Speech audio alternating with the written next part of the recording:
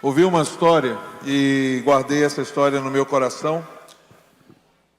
Diz que um garoto, sempre que ele caminhava para a escola dele, esse menino passava em frente a uma venda. Nessa venda tinham várias coisas que eram colocadas à disposição da comunidade.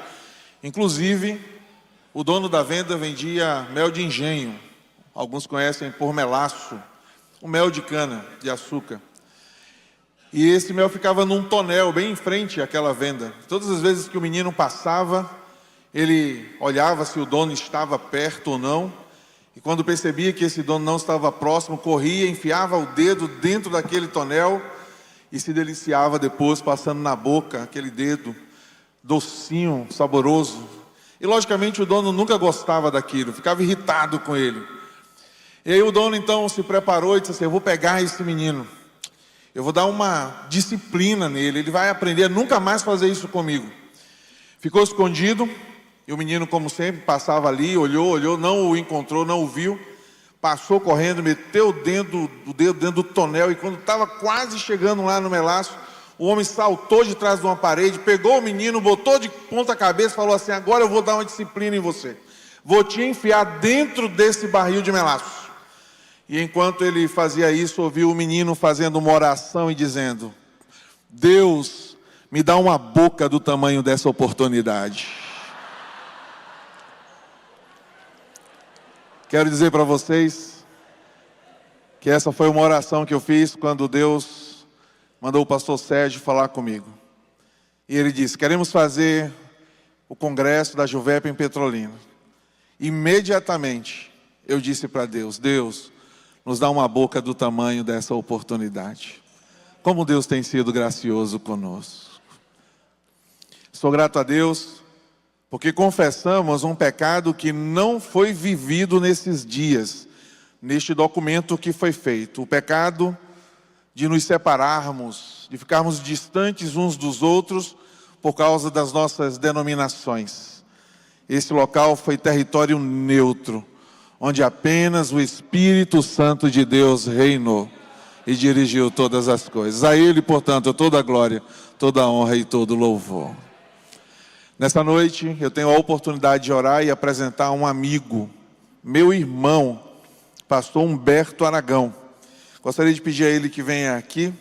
Ele é conferencista e não sei se é o último no nosso programa que encerra todo este evento, mas eu tenho certeza que Deus há de falar profundamente ao coração de vocês através da vida dele. O pastor Humberto iniciou a carreira missionária dele em 1979, na Operação Mobilização Brasil, quando o navio Doulos aportou no Brasil, sendo designado para trabalhar no navio Portugal e Índia. Em 1993, tornou-se diretor nacional da Operação Mobilização Brasil, função que desempenhou por 7 anos. Nos 9 anos seguintes, atuou como líder da área da operação, líder de área da Operação Mobilização para a América Latina. Ele é bacharel em teologia pelo Seminário Teológico Batista do Sul do Brasil, no Rio de Janeiro, doutor em ministério pelo Seminário Teológico Servos de Cristo, na cidade de São Paulo. Escreveu os livros De Volta às Raízes, publicado em 1995, e o livro O Líder Cristão e Sua Identidade Cultural, publicado em 1998. Foi pastor titular da Igreja Batista do Parque Industrial, na cidade de São José dos Campos, pastor do núcleo, líder do núcleo de expansão global da Igreja Batista do Morumbi. Também dirigiu a Igreja Batista em Jardim Morumbi, na cidade de São José dos Campos, e a Igreja Batista Sião, em São José dos Campos. Eu não sei se ele ainda, talvez ele vá esclarecer para a gente, ainda é o líder do Núcleo de Expansão Global. Aliás, desculpa, isso aqui eu já falei. Ele é vice-presidente da Operação Mobilização Brasil. Hoje ele é o presidente da Operação Mobilização Brasil e presidente do DFM, o Daily Freedom Network no Brasil. Nasceu no dia 5 de junho de 1955. Nem parece que é tão velho ele, né? Na cidade de Santos, estado de São Paulo. Ele é casado com a Silvia Alejandra Gutierrez Aragão. Vou pedir que ela fique em pé.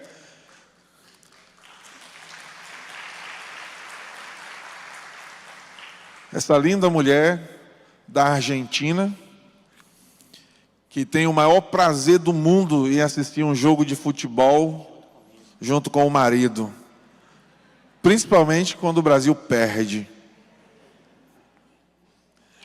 Ele é pai do Nicolas Gutierrez, que é casado e agora já deu uma netinha para ele.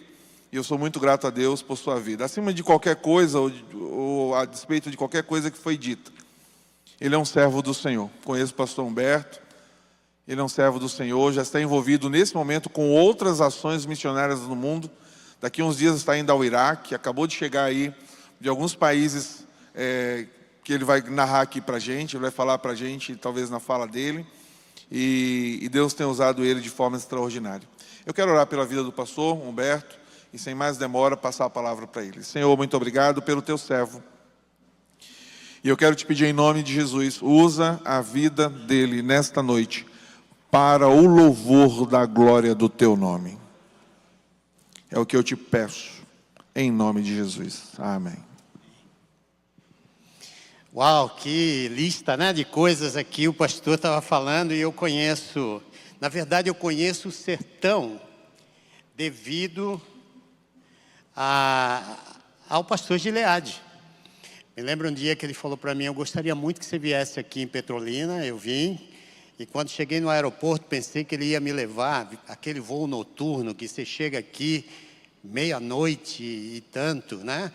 Aí eu pensei que ele iria me levar a algum lugar, na casa dele, para descansar. Ele falou: nós vamos visitar alguns missionários no sertão aqui de Pernambuco. E eu entrei no carro, achando que a gente ia 100 quilômetros, aos 700 quilômetros, irmãos. E este homem tem o pé embaixo, é pesado. Eu me lembro que tinha hora que eu ficava pensando: Senhor, eu vou te ver rapidinho. Porque o homem é pesado no pé. Eu fiquei sabendo que na história dele, se eu pudesse, né, narrar aqui o que ele fez comigo agora, teria ali um strike dele aos bodes das estradas por onde ele passa, né? E a gente tem um amor muito grande. Eu me apaixonei pela vida do pastor Gileade, por ele se apaixonar por pessoas. Ele é um homem que ama o sertão do Brasil. E eu vi isso durante todo esse caminho com ele, 700 quilômetros para ir, 700 quilômetros para voltar, no mesmo dia. E visitando cada obreiro que ele encontrava no caminho, a gente levava um bolinho, uma Coca-Cola, sentava com eles e a gente ali tinha uma comunhão. Fiquei sabendo naqueles dias que alguns obreiros não tinham curso teológico. E um deles eu perguntei: o que mais você gostaria de receber, meu irmão? Assim como um presente. Ele disse: eu gostaria de estudar. Eu gostaria de poder falar de Jesus com qualidade, com relevância. Eu gostaria de chegar para o prefeito, para os outros lugares aqui, para as outras autoridades, e conversar com eles, falar do amor de Deus. Eu preciso estudar. E ele chorou, e eu chorei junto. E voltamos dali com eu e pastor Gileade conversando e tal. Fomos até a Unicesumar, lá em Maringá, e ali conversamos com o dono da Unicesumar, que é um presbítero de uma igreja ali em Maringá, e falei: olha, nós precisamos de 20 bolsas, que você me dê 50% de desconto, e eu vou arranjar os pastores que vão me ajudar com os outros 50%, e nós vamos colocar esses 20 homens de Deus querendo estudar, homens e mulheres. Ele falou para mim assim: pastor Humberto, eu vou te dar 40 bolsas, e você não precisa pagar nada. Eu só quero que eles estudem. E aí, pastor Gileade e a gente começamos um projeto de colocar aqueles que queriam estudar fazendo esse curso.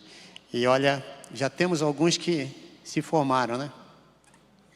E temos outros que vão se formar daqui a um ano. E o que Deus está fazendo com esses meninos, eu tenho certeza que vai começar a abençoar esse lugar. Gente que estuda e gente que conhece o caráter de Deus, essa gente causa transformação. Irmãos, mais do que você falar muito de salvação, o que nós queremos, na verdade, o que Deus quer, na verdade, é transformação de vidas. A transformação pessoal.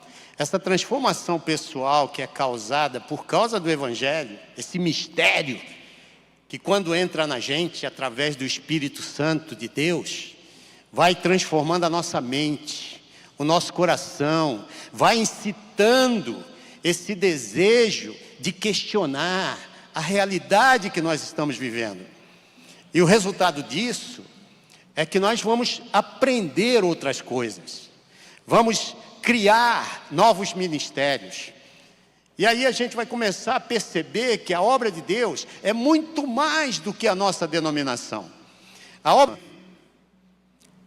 sobre a redenção e ver missões como meio da redenção de Deus para os povos desse mundo. Isso aqui não é um favor que nós fazemos a eles e nem é para a gente sentir pena. O que nós estamos dizendo aqui é que nosso Deus, Ele tem um projeto desde antes da fundação do mundo. E Ele pensou desde antes da fundação do mundo, sabendo que Satanás iria fazer o que ele está fazendo com cada pessoa. Não sei se você percebe, mas na criação só havia uma vontade, a vontade do Pai. Era a única vontade. E de repente, Satanás está vendo tudo que Deus está edificando no universo. E Deus deixa ele ver. E daqui a pouco, Deus liberta. E ele começa a fazer o que ele tem que fazer. Mas tudo isso está no plano de Deus. Diabo não pega Deus de surpresa em momento algum. Estamos juntos?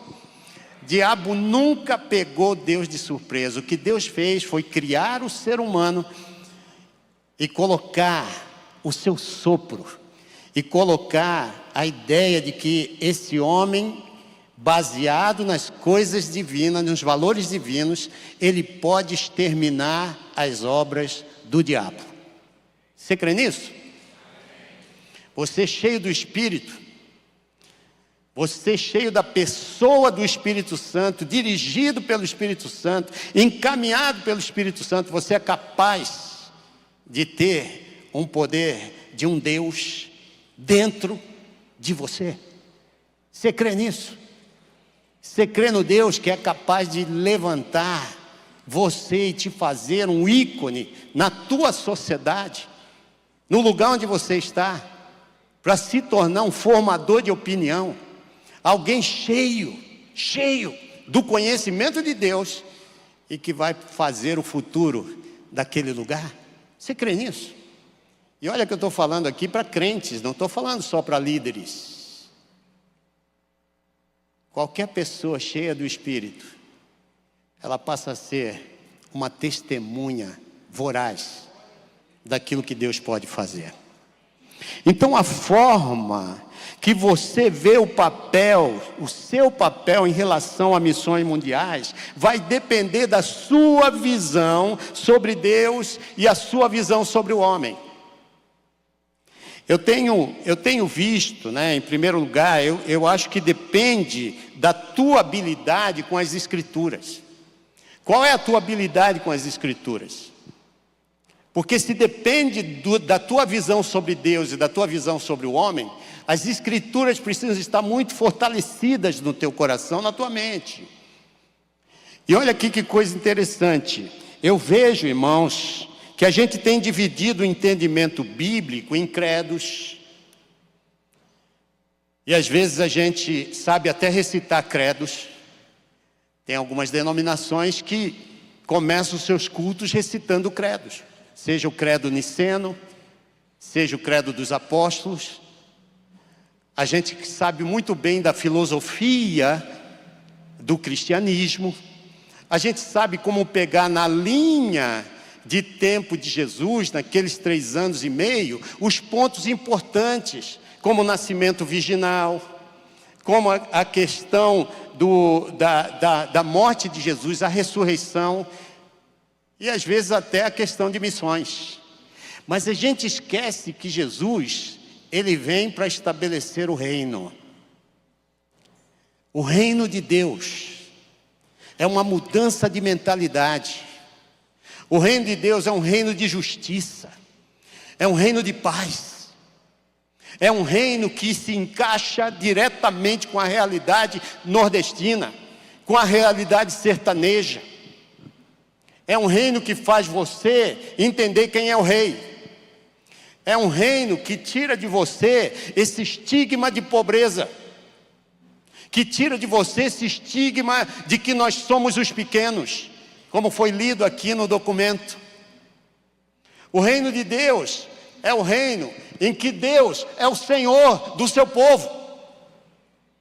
É Ele quem levanta você, é Ele quem cuida de você, é Ele quem treina você, é Ele quem envia você, é Ele quem vai com você.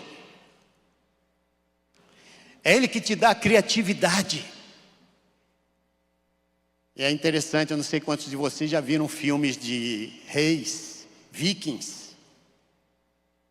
Eu vi uma série uma vez e foi muito interessante, porque nessa série, né, o rei dava às vezes uma espada e um cavalinho para aquela pessoa e dizia: vai e toma aquela terra para mim. Ele ia e tinha o maior prazer de ir, porque estava morrendo pelo seu rei, estava indo pelo seu rei. É um privilégio servir ao Rei dos Reis. Todo rei tem domínio, e a Bíblia diz que de Deus é a terra e tudo que nela há. É esse Deus que domina sobre tudo, irmãos, independente da circunstância.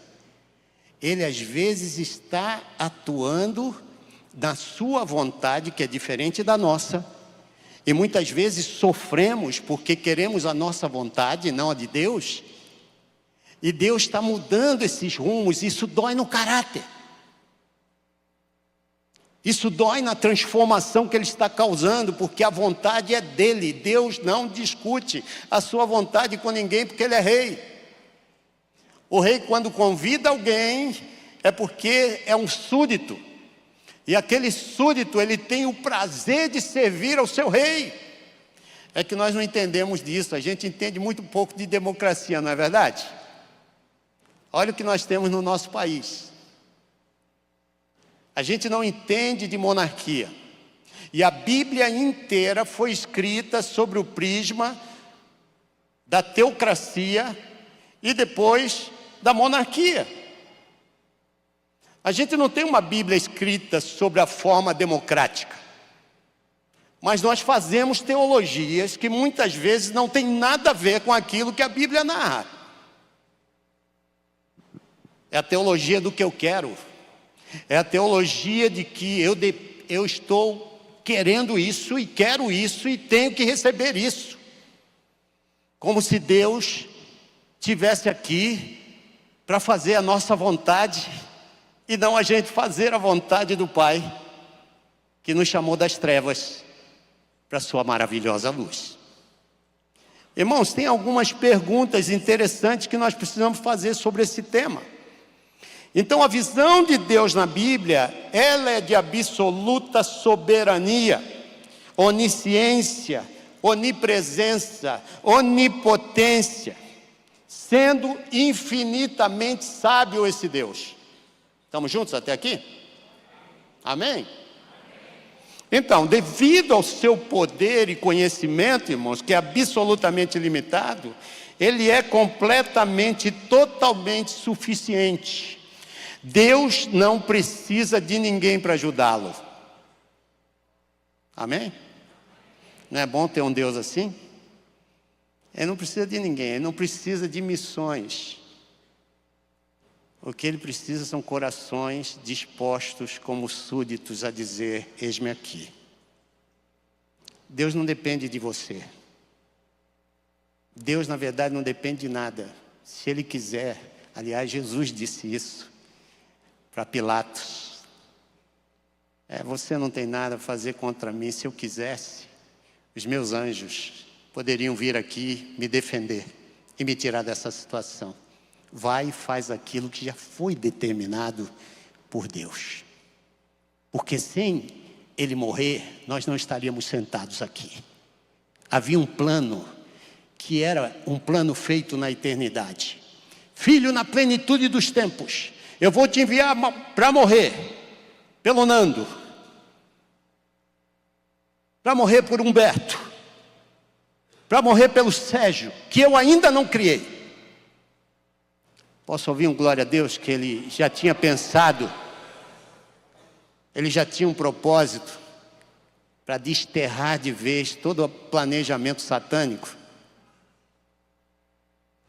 E por isso, meus irmãos, nós estamos aqui porque Deus é Deus, porque Deus é Senhor, porque Ele quer aquilo que Ele quer, e Ele faz isso para o seu prazer. Deus, ao invés dessas coisas que eu estou falando aqui, Ele é motivado pelo desejo de demonstrar a sua plenitude entre os povos de todos os lugares.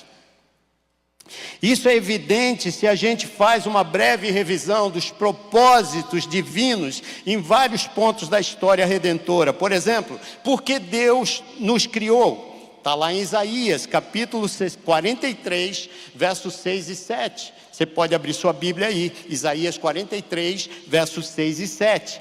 Trazei meus filhos de longe, e minhas filhas das extremidades da terra, a todo aquele que é chamado pelo meu nome, e que criei para a minha glória. Você pode dar um glória a Deus? Espera aí, não dá não, antes de eu falar a frase toda, hein?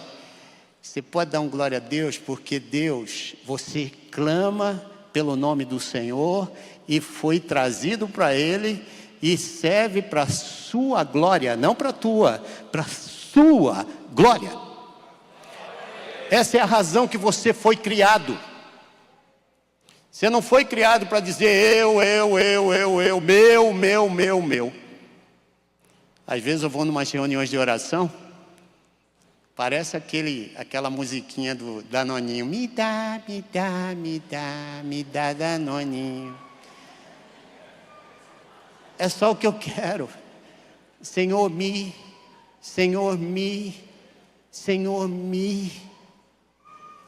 A gente não tem essa ideia de olhar o entorno. A gente não tem essa ideia de seguir os ensinamentos do Pai que está na palavra. A gente olha o que a gente precisa, não o que Ele quer. Irmãos, vamos virar isso, porque virando isso, o Nordeste e o serão uma bênção para o que Deus está querendo para o propósito da tua criação. Deus tem um propósito maravilhoso para você. Ele já pensou em você, antes da tua mãe e do seu pai.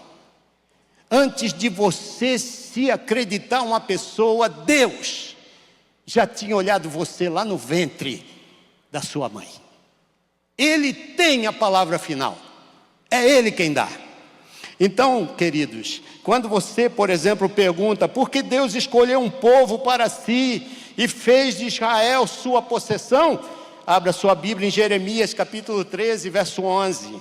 Diz assim o texto: pois assim como se liga o cinto aos lombos do homem, assim eu liguei a mim toda a casa de Israel e toda a casa de Judá, diz o Senhor, para me serem por povo, e por nome, e por louvor, e por glória. E que gostariam de juntar um dinheirinho e fazer uma viagem com a gente, para você entender o que significa estar nesses lugares e não ter qualquer sinal da presença do Senhor, ao menos que o Espírito Santo toque a igreja dele no sertão e levante pessoas que digam: eis-me aqui, Senhor, eu sou súdito do teu reino, usa-me para a honra e glória do teu nome. A gente precisa fazer essas perguntas, porque Deus resgatou da escravidão do Egito. Salmo 106, verso 7, verso 8 diz: nossos pais não atentaram para as tuas maravilhas no Egito, não se lembraram da multidão das tuas benignidades, antes foram rebeldes contra o Altíssimo, junto ao Mar Vermelho. Não obstante, Ele os salvou por amor do seu nome, para fazer conhecido o seu poder. Você vê? Deus não está aqui para fazer conhecido o nome de nenhuma igreja aqui representada. Deus está aqui para que todas as igrejas representem o nome e a glória do Senhor. Para isso Deus chamou a gente. Isso significa que reconhecer a glória de Deus é reconhecer o poder que Ele tem sobre nós. O poder de nos levar onde Ele quiser. Talvez essa noite vai ser uma noite difícil para você, em que o rei vai te recrutar para você se tornar um súdito obediente e dizer: Senhor, eu não sei o que vai acontecer, mas estou aqui porque Tu és rei e a Tua glória vai ser demonstrada, porque a Tua glória Tu não divide com homem algum. Ao contrário, nós precisamos, na linha de tempo de Deus da nossa vida, dizer: eis-me aqui, Senhor. Usa nesse tempinho que eu tenho, esse resto de vida que Tu me deste. E Deus vai te usar. E Deus vai te levantar. E Deus vai fazer de você uma testemunha com um poder incrível por causa do seu Espírito na tua vida. Ele vai te dar entendimento da realidade de um povo, das dores desse povo. Eu me lembro de um teólogo, Dalit, que me disse: Pastor Humberto, a gente não quer um Deus estrangeiro, que vem aqui e vai embora. A gente não quer esses missionários que vêm aqui, fala da sua cultura, fala do Deus da sua cultura. A gente quer falar do Deus da nossa cultura. A gente quer um Deus que caminhe no meio do povo. A gente quer um Deus que sinta a dor da gente e que crie o caráter na gente que Ele quer, para que a gente que estão sofrendo por causa de Jesus Cristo, porque eles sabem que no final das contas a honra e a glória eles receberão quando o Senhor voltar. Ah, irmãos, no dia que o Senhor voltar, Mateus 25, verso 34 em diante, o Senhor está dizendo: vinde benditos do meu Pai.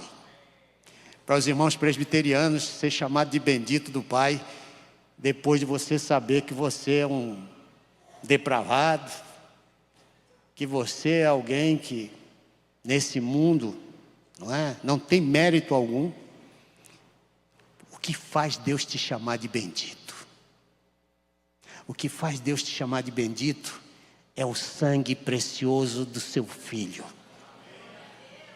que lavou você de todos os teus pecados. Que quando você chegar na presença do Pai, Ele não vai ver você pela sua denominação, Ele vai ver você pelo sangue precioso do seu Filho. Ele vai ver você como um irmão de Cristo Jesus, um colega de ministério, alguém cheio do Espírito Santo, que fez a vontade daquele que te chamou das trevas para a sua maravilhosa luz. Os pastores dalites, eles me dizem isso. Eles dizem que estão esperando o êxodo. Olha onde é que eles encontraram Jesus. Eles falaram para mim assim: Pastor Humberto, nós estamos esperando o nosso êxodo. O dia que o Senhor vai nos dar a grande libertação da injustiça, a grande libertação para o nosso povo. Eles falam o seguinte, que eles estão esperando o Mar Vermelho se abrir, e eles vão passar para construir o seu povo a partir dos valores eternos. Você já orou a oração modelo?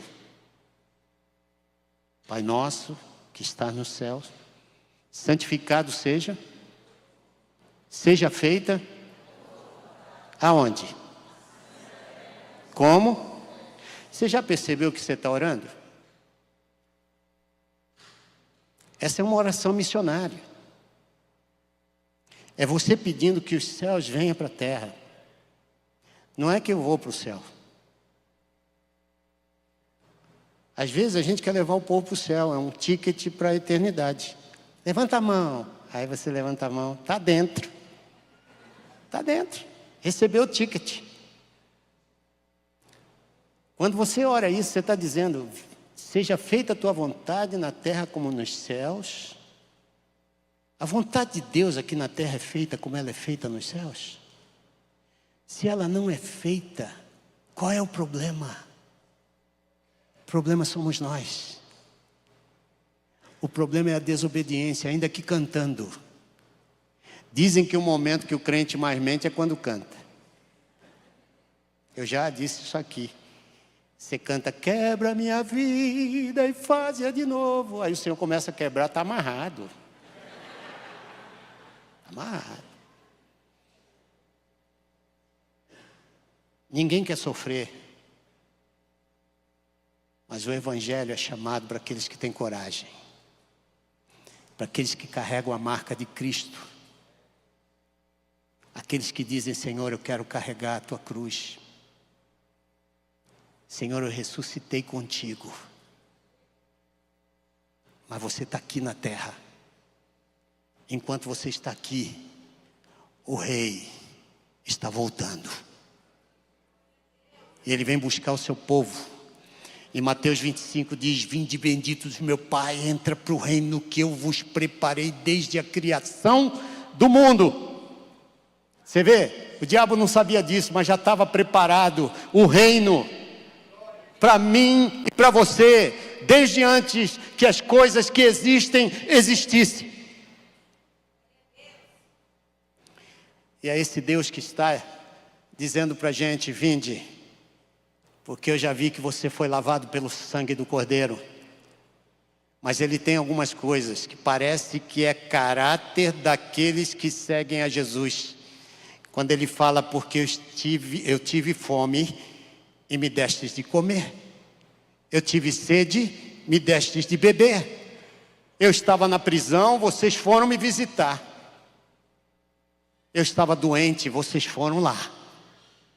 Ele vai citando algumas coisas que tem a ver com caráter, não tem a ver com ONGs, não tem a ver com ministério, não tem a ver com nada disso, tem a ver com caráter. Quem tem o caráter de Cristo faz essas obras, sem ninguém mandar.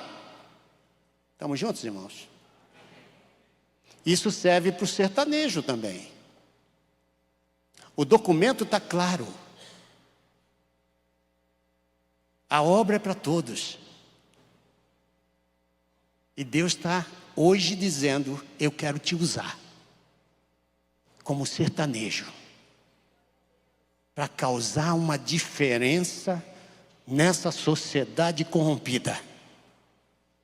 Porque o reino de Deus é um reino de paz e é o reino de justiça.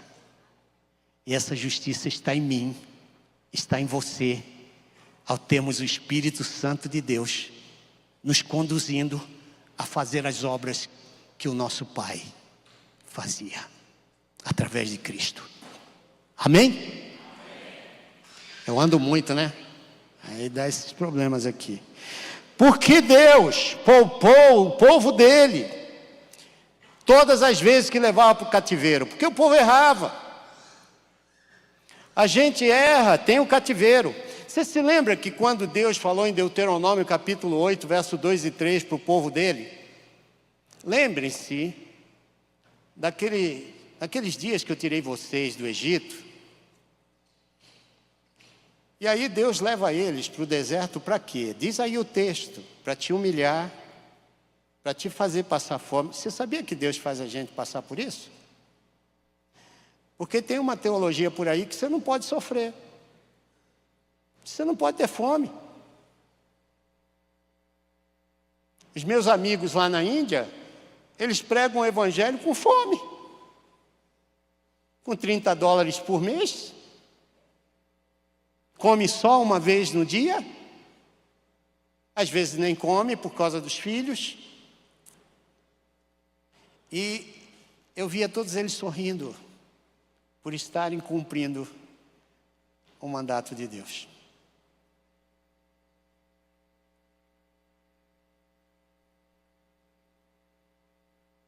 Irmãos, é algo muito bonito quando você vê um povo resignado, dizendo: Senhor, me usa, para a honra e para a glória do Teu nome. E Deus quer usar. Deus quer te levar, às vezes, para o deserto, para trabalhar o teu caráter. Quando Deus levou o povo dele para o deserto, era porque Ele estava pensando lá na frente criar uma nação poderosa. Uma nação que tinha uma força centrípeta e centrífuga. Centrípeta porque toda vez que o povo ao redor de Israel olhava para Israel, via um povo tremendo. Uma nação pequena, mas poderosa. Ninguém conseguia vencer aquele povo. E quando eles chegavam lá para saber que novidade é essa, encontravam-se com Deus. E Deus os abençoava. E Deus dizia para o povo dele: olha, quando eles vierem até vocês, trate-os como um dos seus. Irmãos, está cheio de refugiados esperando no aeroporto por nós. Está cheio de gente na cidade de Petrolina que não tem para onde ir. Está cheio de povos, estava conversando com o Sérgio, povos inalcançados dentro do sertão. Não é justo termos recebido tanto, durante tanto tempo, e não entendermos o chamado de Deus para a nossa igreja nesse momento.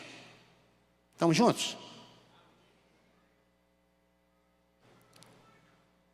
Eu acho que Deus está nos chamando hoje, e eu dou glória a Deus pela visão da Juvep, a visão do Gileade. Esse homem que toda quarta-feira pega o carrinho dele, enche de cesta básica e vai levar para os missionários. Você pode dar um glória a Deus por isso? Que você tem um pastor visionário. Pastor visionário. Missões visionárias.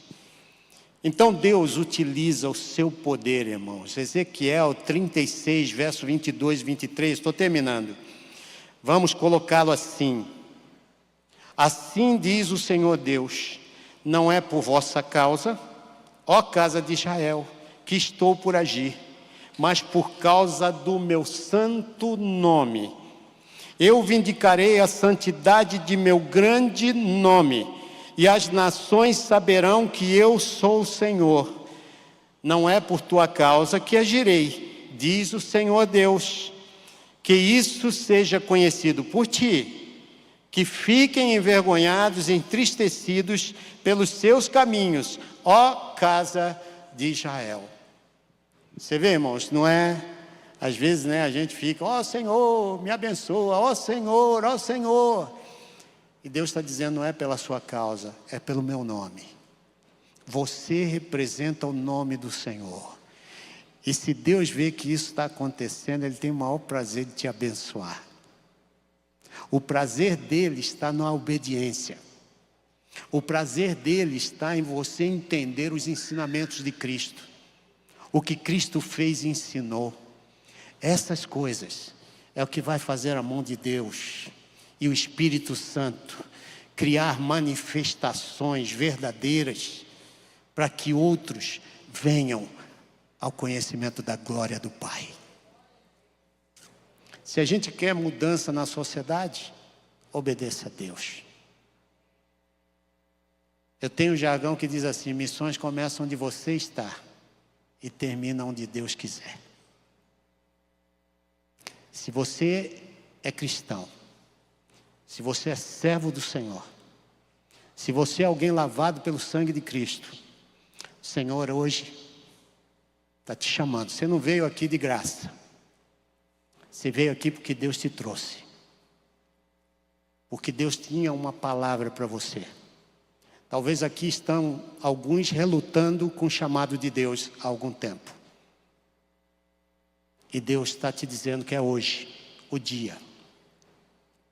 Porque a sua palavra é a mesma, ontem, hoje e será eternamente.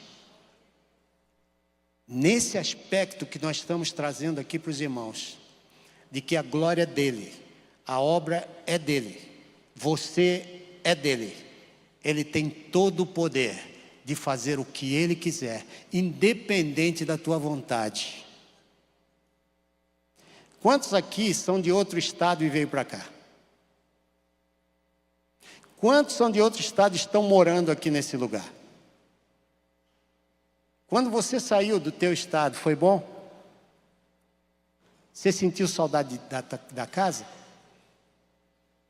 Sentiu saudade da mamãe, do papai, da comidinha? Hoje você pode dar um glória a Deus que você está aqui? É o Deus que conhecia o teu futuro. É um Deus que já tem um plano para você. Irmãos, nós estamos vivendo num mundo que não tem saída, ao menos que a igreja se torne uma formadora de opinião.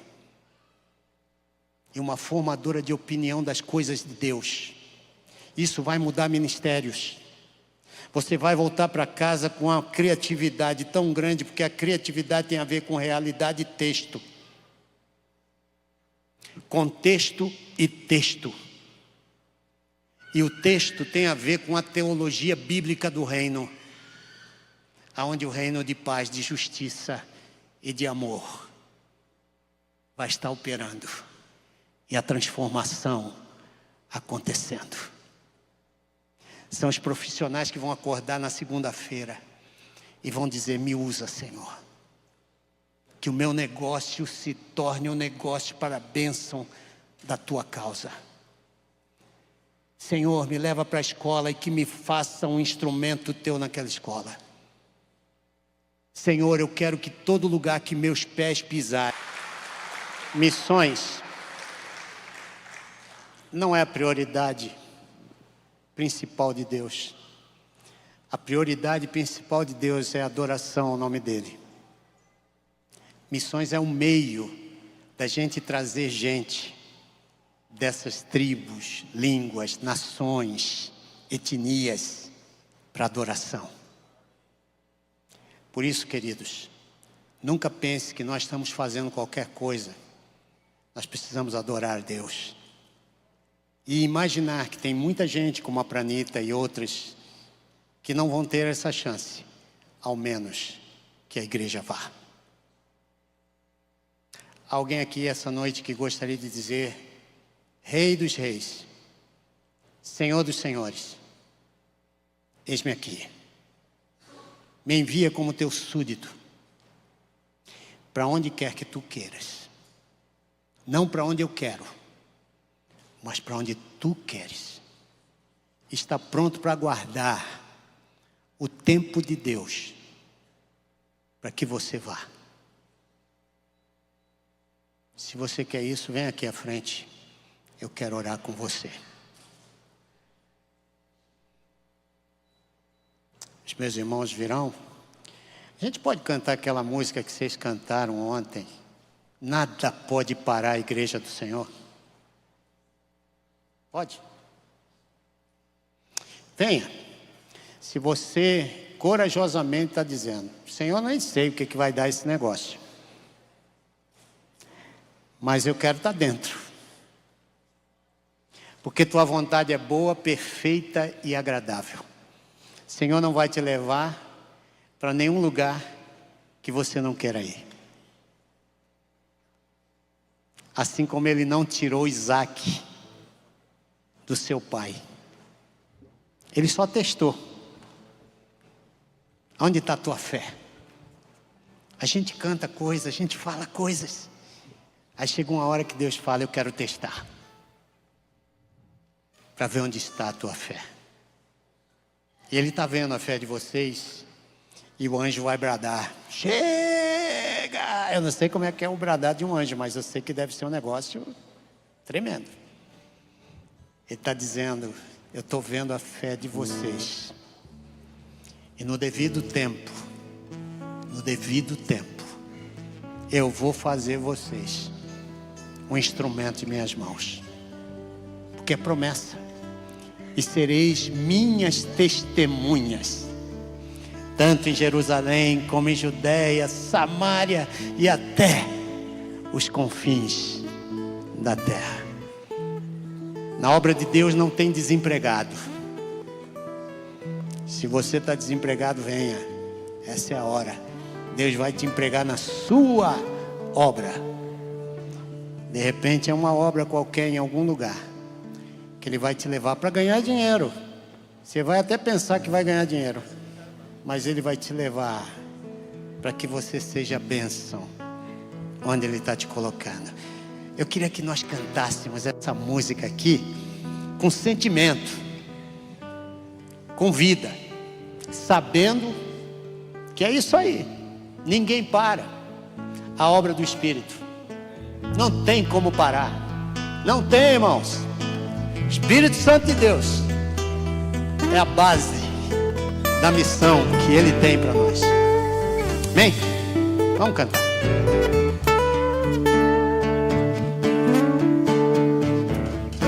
Pressionados, mas não desanimados, perplexos, mas não desesperados, estamos de pé. Perseguidos, mas não abandonados. Oh, Senhor! Abatidos, mas não destruídos. Declare isso. Estamos de pé. Não caminhamos pelo que vemos. O que nos move é o que nós temos. Nação Santa, somos a igreja. Vivemos com fé, estamos de pé. Ministro. Questionados, mas não desanimados. Perplexos, mas não desesperados. Estamos de pé. Perseguidos, mas não abandonados. Abatidos, mas não destruídos. Estamos de pé. Não caminhamos pelo que vemos. E o que nos move é o que nós temos. Nação Santa, somos a igreja. Vivemos com fé, estamos de pé. Ninguém para, a igreja do Senhor. A perseguição não parou, a igreja. O Coliseu não parou, a igreja. Os leões não pararam, a igreja do Senhor. O inferno não pode prevalecer. Vamos avançar, não vamos parar de crescer. Ninguém pode parar a igreja do Senhor. A perseguição não parou, a igreja. O Coliseu não parou, a igreja. Os leões não pararam, a igreja do Senhor.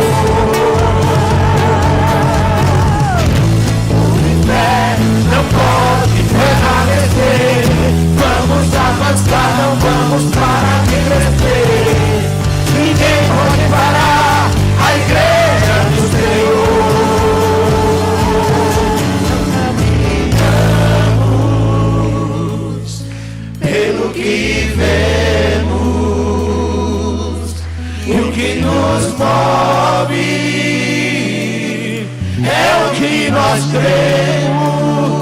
Fala com autoridade. Nação Santa, somos da igreja, vivemos por fé, estamos de pé.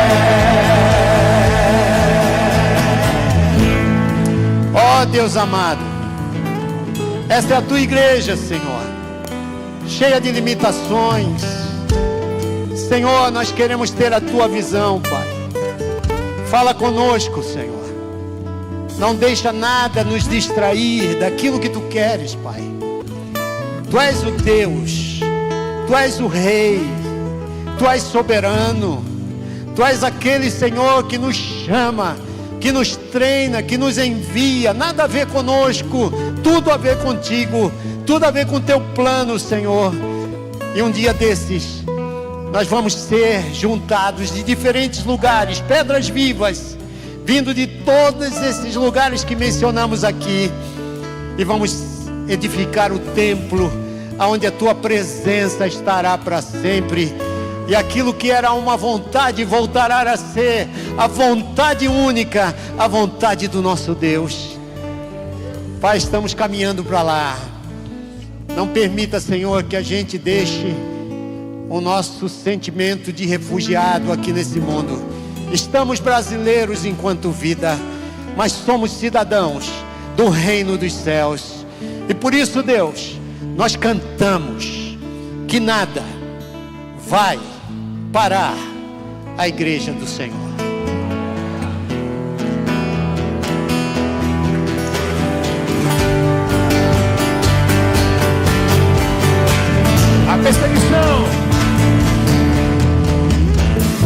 A perseguição não parou a igreja, o Coliseu não parou a igreja, os leões não pararam a igreja do Senhor.